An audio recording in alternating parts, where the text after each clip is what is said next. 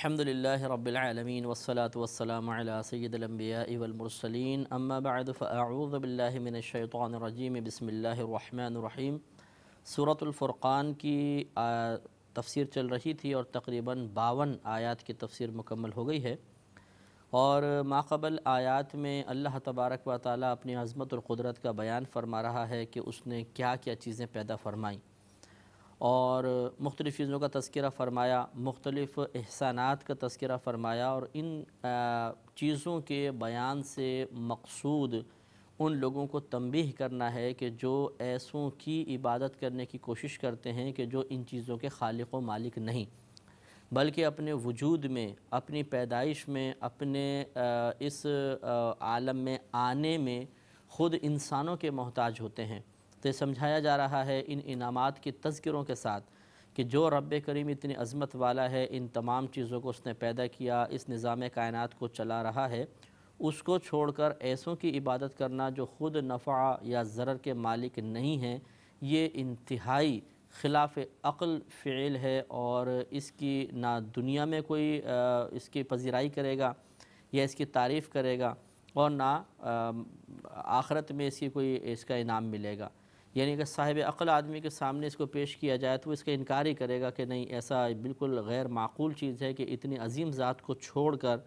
ان کی عبادات کی جائے کہ جو خود اپنے وجود میں کسی غیر کے محتاج ہیں۔ اور اخروی اعتبار سے بھی دیکھا جائے کہ اگر آخرت کا ہم تصور رکھیں تو اللہ تعالیٰ کی اطاعت اور اس کی فرما برداری، اس کی توحید کا اقرار ہی اخروی لحاظ سے بھی فائدہ مند ہے۔ اس قسم کے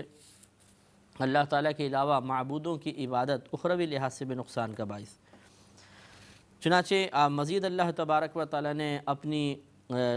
جو قدرت ہے یا اپنے جو احسانات ہیں ان کا تذکرہ فرمایا۔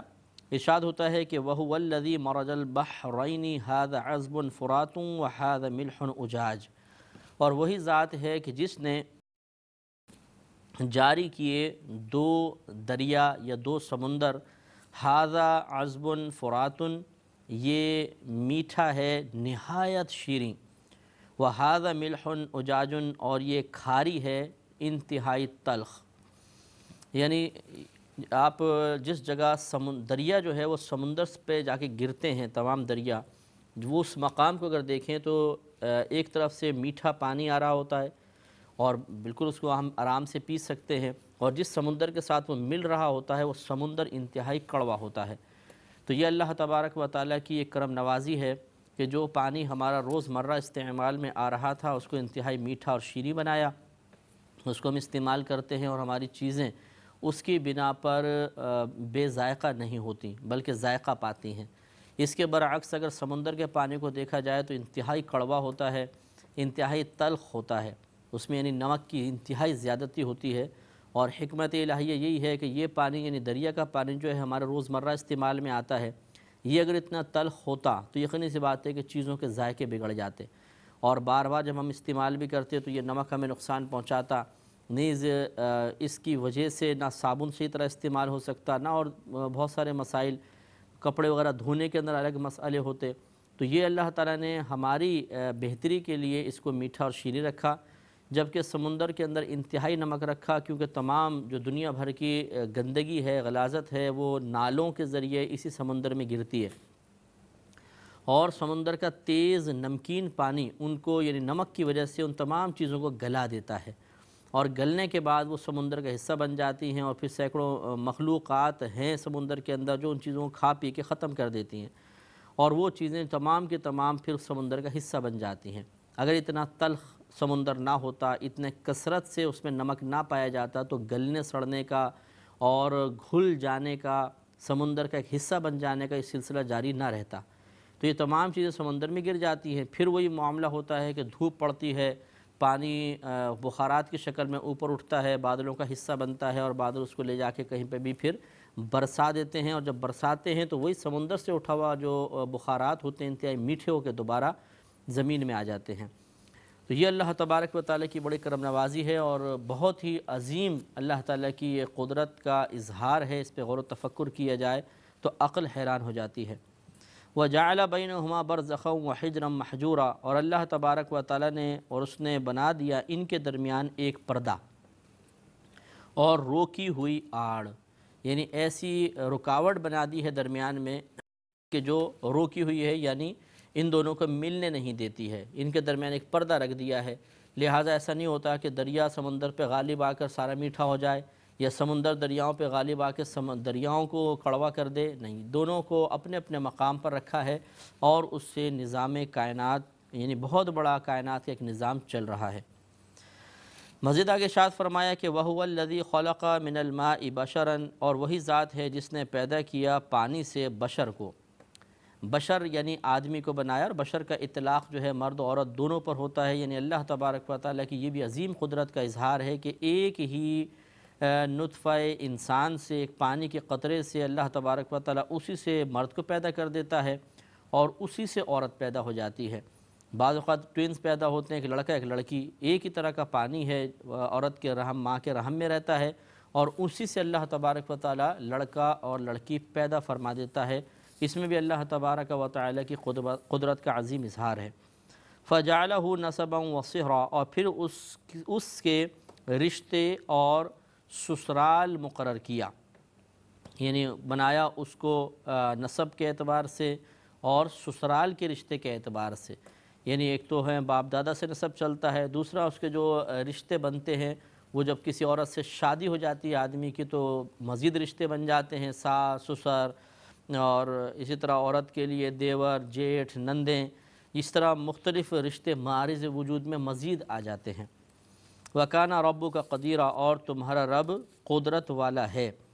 کہ اس نے یعنی ہزارہا چیزوں کے تغیر پر، تبدل پر، تبدیلی پر، اس نظام کائنات کو چلانے پر رب قادر ہے، قدرت رکھنے والا ہے۔ ان تمام باتوں کو بیان کرنے کے بعد پھر بے مروتوں کی بے مروتی کا تذکرہ ہے کہ جب اتنی عظیم ذات ہے جو پوری کائنات کے نظام کو چلا رہی ہے، مختلف چیزیں پیدا کر رہی ہے، اور اس کی پیدا کردہ ہر چیز پر اگر غور و تفکر کیا جائے تو وہ پکار کر کہہ رہی ہے کہ ایک ذات ضرور اس تمام نظام کے پیچھے، ان تمام چیزوں کے کو پیدا کیے جانے کے پیچھے ایک ذات کار فرما ہے، لیکن بہرحال بہت سا کا ذہن قبول نہیں کرتا ہے، اور وہ ان تمام دلائل کو نظر انداز کر کے ان کاموں کو کرتے ہیں جو عقل بھی درست تسلیم نہیں کرتی ہے۔ لہذا آگے ارشاد فرمایا کہ وَيَعْبُدُونَ مِن دُونِ اللَّهِ، وہ اللہ تبارک و تعالیٰ کے علاوہ کی عبادت کرتے ہیں، مَا لَا يَنْفَعُهُمْ وَلَا يَضُرُّهُمْ، جو نہ تو ان کو کچھ نفع دے سکتے ہیں اور نہ انہیں ضرر دے سکتے ہیں۔ تو اللہ تعالیٰ کو چھوڑ کر یہ ایسوں کی عبادت کرتے ہیں جو نفع دے سکتے ہیں نہ ضرر دے سکتے ہیں۔ لہٰذا بہت تعجب کی بات ہے کہ ایک ذات جو ہر طرح کا نفع پہنچا رہی ہے، ضرر پہنچانا بھی اس کے دستے قدرت میں ہے، اسے فراموش کر دیا جائے، اور ایسی چیزوں کی طرف مائل ہو جائے جو خود اپنی ذات کے لیے ان پر قدرت نہ رکھتے ہوں، نہ خود کو نفع پہنچا سکتے ہیں، نہ خود ضرر سے اپنے آپ کو بچا سکتے ہیں۔ تو لہٰذا یہ انتہائی غیر مناسب اقدامات ہیں جس پر توجہ کی ضرورت ہے۔ لہذا ارشاد فرمایا وَكَانَ الْكَافِرُ عَلَى رَبِّهِ ظَهِيرًا، اور کافر اپنے رب کے مقابلے میں شیطان کو مدد دیتا ہے، یعنی وہ شیطان کو تقویت پہنچاتا ہے، رب کے خلاف وہ کام کرتا ہے۔ ہونا تو یہ چاہیے تھا کہ شیطان کی اطاعت سے منہ موڑ کر اللہ تبارک و تعالیٰ کے دربار میں حاضر ہوتا اور اللہ تعالیٰ پر ایمان لاتا، اس کی توحید کا اقرار کرتا، اسے اپنا رب تسلیم کرتا، اور جو اس نے پھر چیزیں بتائیں، جو احکام نافذ کیے، ان تعلیمات کو اختیار کرتا، احکام پر عمل کرتا تو کامیاب ہو جاتا۔ لیکن اس کے برعکس اللہ تبارک و تعالیٰ کی نافرمانی پر مصر ہونا یہ شیطان کی امداد ہے۔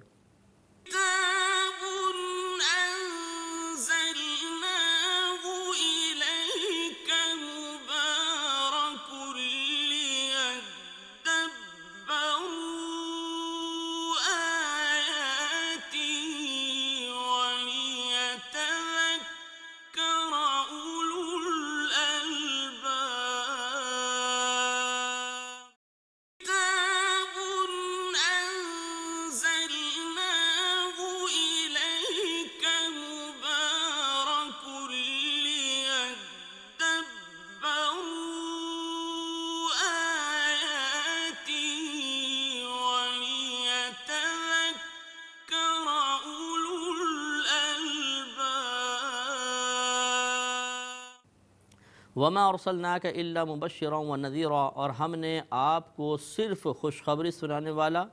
اور ڈر سنانے والا بنا کر بھیجا ہے۔ یعنی نبی کریم صلی اللہ علیہ وسلم سے خطاب ہے کہ اے حبیب کریم صلی اللہ علیہ وسلم، ہم نے آپ کو نہیں بھیجا مگر مبشر اور نذیر، سوائے اس کے کہ آپ خوشخبریاں سنائیں اور ڈر سنائیں۔ اس میں اشارہ کر دیا اس طرف کہ نبی کریم صلی اللہ علیہ وسلم کو اس بات کا مکلف نہیں بنایا گیا کہ آپ زبردستی لوگوں کو اسلام میں داخل کریں یا ان کو مسلمان کرنا آپ کی ذمہ داری ہے۔ آپ نبی کریم کی یا کسی بھی نبی کی ذمہ داری نہیں ہوتی کہ وہ لوگوں کو کفر سے ہٹا کر ضرور مسلمان کریں گے، بلکہ ان کا کام یہ ہوتا ہے کہ وہ اللہ کا پیغام پہنچائیں گے۔ اب اگر کوئی قبول کر کے اسلام کی طرف مائل ہو جائے تو وہ اللہ کی عطا سے ہدایت پا جاتا ہے اور وہ اس کے لیے سعادت کی بات ہے، اور اگر وہ مسلمان نہیں ہوتا تو پھر انبیاء علیہ السلام کی کوئی گرفت نہیں ہے کہ تم نے کیوں نہیں ان کو مسلمان کیا۔ اس لیے ان کا کام تو ہے کہ وہ خوشخبری اللہ کی طرف سے سناتے ہیں۔ خوشخبری سے مراد اگر یعنی یہ بتاتے ہیں کہ اگر تم اللہ کی اطاعت کرو گے، اس کے رسولوں پر ایمان لے کر آؤ گے تو دنیا میں تمہیں انعامات ملیں گے، موت کے وقت راحت ملے گی، قبر میں سکون ملے گا، میدان محشر میں عزت حاصل ہوگی، اور اللہ تعالیٰ تمہیں ہمیشہ کے لیے داخل جنت فرمائے گا۔ اور یا پھر وہ ڈراتے ہیں کہ اگر تم نہیں مانو گے تو دنیا میں یہ عذابات تمہاری طرف متوجہ ہو سکتے ہیں، جیسے کہ پچھلی قوموں کو ڈرایا گیا اور اس قوم کو اخروی عذابات سے ڈرایا گیا۔ ہم پر اگرچہ انشاءاللہ اجتماعی عذاب نہیں آئے گا، یہ منع کر دیا گیا ہے کہ نبی کریم صلی اللہ علیہ وسلم نے اللہ کی بارگاہ سے یہ دعا مانگی کہ میری امت اجتماعی عذاب سے ہلاک نہ ہو۔ الفاظ مختلف ہیں لیکن یہی آپ کا مطمع نظر تھا، اور اللہ تبارک و تعالی نے آپ کی اس دعا کو درجۂ قبولیت عطا فرمایا، اور اب ہم پر اجتماعی عذاب نہیں آئے گا۔ تو اخروی عذاب بہرحال ہمارے لیے بھی بیان ہوئے ہیں، اور تو وہ ڈراتے ہیں کہ دنیا میں یہ ہوگا، پھر موت کے وقت یہ ہوگا، قبر میں یہ ہوگا، میدان محشر میں ذلت و رسوائی، اور جہنم میں داخلہ۔ بس اتنا ان کا کام ہوتا ہے۔ اس کے بعد یہ نہیں ہے کہ وہ ڈنڈا اٹھا کے لوگوں کے پیچھے پڑ جائیں، یا ان کو یہ مکلف بنایا گیا ہو کہ ڈنڈے مار مار کے لوگوں کو آپ دین کی طرف مائل کریں گے، نہیں کریں گے یہ مسلمان نہیں ہوں گے تو آپ کی گرفت ہو جائے گی۔ اس کے انبیاء علیہ السلام مکلف نہیں۔ تو جب انبیاء علیہ السلام مکلف نہیں تو ہم تو بدرجہ اولیٰ اس کے مکلف نہیں ہوں گے۔ لہذا میں چاہیے کہ پیار سے، محبت سے تبلیغ دین کریں، ڈر بھی سنائیں، خوشخبری سنائیں، بس اتنا ہمارا کام ہے۔ اس کے بعد کوئی مانتا ہے ٹھیک، نہیں مانتا تو افسردہ دل نہیں ہونا چاہیے، رنجیدہ قلب نہیں ہونا چاہیے، پرتشدد راستہ اختیار کرنے کی کوئی حاجت نہیں ہے۔ یہ انتہائی ضروری ہے کہ ہم اس بات کو سمجھیں۔ آگے ارشاد فرمایا، قل، اے حبیب کریم صلی اللہ علیہ وسلم آپ فرما دیجئے، ما اسألکم علیہ من اجر، میں اس پر تم سے کسی اجر کا، کسی بدلے کا سوال نہیں کرتا ہوں۔ یعنی حبیب آپ ان سے کہہ دیجئے کہ میں جو تبلیغ دین کر رہا ہوں تو میں راہ راست کی طرف بلا رہا ہوں، ہدایت کی دعوت دے رہا ہوں، تو میں اس پر تم سے کوئی مزدوری طلب نہیں کر رہا، کوئی اجرت طلب نہیں کر رہا، کوئی مال و متاع اس کا بدلہ کے طور پہ مجھے نہیں چاہیے۔ ہاں، الا من شاء، مگر وہ شخص جو چاہے، ان یتخذ الی ربہ سبیلا، کہ وہ بنا لے اپنے رب کی طرف ایک راستہ۔ یعنی مجھے بدلے کے طور پر کوئی مال و متاع نہیں چاہیے، ہاں یہ ضرور چاہیے، یہ میں چاہتا ہوں کہ جو شخص میری تبلیغ کو سنے وہ میری تبلیغ کو قبول کرنے کے بعد میری طرف سے جو تعلیمات اس کو دی جا رہی ہیں، جو بعطائے الہی مجھ تک پہنچی تھی، انہیں قبول کر کے اللہ کی طرف وہ معرفت کا راستہ طے کرنا شروع کر دے، اپنے رب سے رجوع کر لے، اپنے رب کا کہ جو تعلیمات ہیں یا اس کے جو احکامات ہیں ان کو مضبوطی سے تھام لے۔ یہ ہے بس میرے عمل کا بدلہ، یہ میں اس تبلیغ کا بدلہ چاہتا ہوں۔ خلاصہ کلام یہ کہ انبیاء علیہ السلام نے اپنی اپنی قوم میں واضح طور پر اس پیغام کو پہنچایا، اور اس بات کی بارہا وضاحت کی کہ ہمیں تم سے کوئی اجر نہیں چاہیے، کوئی بدلہ نہیں چاہیے، بلکہ ہماری اس تبلیغ کا جواب اگر تم بدلہ کچھ دینا چاہتے ہو تو ہماری بات کو مان لو اور اللہ تبارک و تعالی کے ہو جاؤ، اور اللہ تعالیٰ کی معرفت کا راستہ، معرفت حاصل کرو، سلوک کی منازل طے کرو، اللہ تبارک و تعالیٰ کے قرب کی منازل طے کرو، اور آخرت میں کامیابی حاصل کر لو۔ یہ اخلاص کے ساتھ ان کا معاملہ تھا، وہ اپنا اجر اللہ سے ہی طلب کرتے تھے، اور یہی بالکل ایک طریقہ دین اسلام کی خدمت کرنے والے کو اختیار کرنا چاہیے۔ تبلیغ دین کے سنہری اصولوں میں سے یا تبلیغ دین کامیاب اگر آپ تبلیغ دین کرنا چاہتے ہیں تو اس کے ایک بنیادی اصولوں میں سے یہ ہے کہ انسان اخلاص کے ساتھ دین کی خدمت کرے۔ اگر پیسے کا لالچ آ گیا، مطمع نظر دنیاوی مال و متاع ہوا، تو پھر وہ شخص اخلاص کے ساتھ کام نہیں کر سکے گا، اخلاص سے محروم ہو جائے گا، اور جہاں اخلاص کم ہوتا ہے وہاں شیطانی مداخلت ضرور ہو جاتی ہے، اور جہاں شیطانی مداخلت ہوگی وہاں برکت ختم ہو جائے گی۔ اس لیے پیسے کی طلب کوئی بری چیز نہیں ہے۔ پیسہ جمع کرنا اگر رزق حلال ہو اور اس پیسے کے ہم حقوق ادا کر رہے ہوں، حقوق اللہ بھی، حقوق العباد بھی، تو پیسہ رکھنا کوئی برا نہیں ہے۔ کلام یہاں پر یہ ہے کہ اپنی تبلیغ دین کے بدلے میں دنیاوی مال و متاع کا ارادہ کرنا، ان کو حاصل کرنے کا ارادہ کرنا، یہ ہے برا۔ لہٰذا اگر تبلیغ دین کرے آدمی تو انتہائی اخلاص کے ساتھ کرنے کی کوشش کرے۔ ایک شخص ایک مرتبہ حضرت سفیان ثوری رحمۃ اللہ علیہ کے پاس ایک تحفہ لے کر آیا، تو آپ نے فرمایا کہ میں یہ نہیں لوں گا۔ عرض کی کہ کیوں؟ آپ نے شاید فرمایا اس لیے کہ ہو سکتا ہے تم نے مجھ سے علم پڑھا ہو اور یہ تحفہ اس علم کا بدلہ بن جائے۔ اس شخص نے عرض کی کہ یقین کیجئے میں نے آپ سے کچھ بھی کبھی بھی نہیں پڑھا۔ تو آپ نے فرمایا کہ ہاں مجھے یاد آیا، تمہارے بھائی نے مجھ سے علم حاصل کیا ہے، تو ایسا نہ ہو کہ اللہ تعالیٰ بروز قیامت فرمائے کہ تم نے جو اس کے بھائی کو علم پڑھایا تھا یہ اس کا بدلہ بن گیا، لہٰذا آپ نے نہیں لیا۔ لیکن اس سے ہرگز یہ مطلب نہیں ہے کہ جو مدرسین حضرات یا ٹیچرز تنخواہ لیتے ہیں پڑھانے کی وہ غلط ہے، وہ اپنے مقام پہ بالکل درست ہے، لیکن یہ ضرور نیت ہونی چاہیے کہ ہم پڑھانے کے، علم دینے کے پیسے نہیں لے رہے بلکہ اپنے وقت کے پیسے لے رہے ہیں۔ یہ نیت میں اخلاص پیدا کرنا، یعنی نیت کو درست کرنا اور اس انداز سے سوچنا، اس انداز سے قصد و ارادہ کرنا بہت بہتر ہے کہ جو بھی کوئی دینی کام کر رہا ہوں، مثلا امام ہے، خطیب ہے، مؤذن ہے، بچوں کو قرآن پڑھا رہے ہیں، یا دیگر دینی استاد ہوتے ہیں، یا ویسے عام جو ٹیچرز ہوتے ہیں وہ کوئی مضمون پڑھا رہے ہیں، تو یہ نیت کرنی چاہیے کہ ہم جو اپنا وقت دے رہے ہیں اس وقت کے پیسے لے رہے ہیں۔ باقی جو دین کی خدمت ہو رہی ہے، علم کی خدمت ہو رہی ہے، یہ ہم بالکل فی سبیل اللہ کر رہے ہیں، اس کا ہم کوئی بدلہ نہیں لے رہے۔ تو بس سوچنا اور قصد و ارادہ ہے، اور بالکل صحیح ارادہ ہے کہ اگر میں 2 گھنٹے دے رہا ہوں تو میں 2 گھنٹے کے پیسے لے رہا ہوں، اس دینی کام کے نہیں۔ یہی امام حضرات کو کرنا چاہیے کہ وہ نماز پڑھائیں تو یہ قصد نہ کریں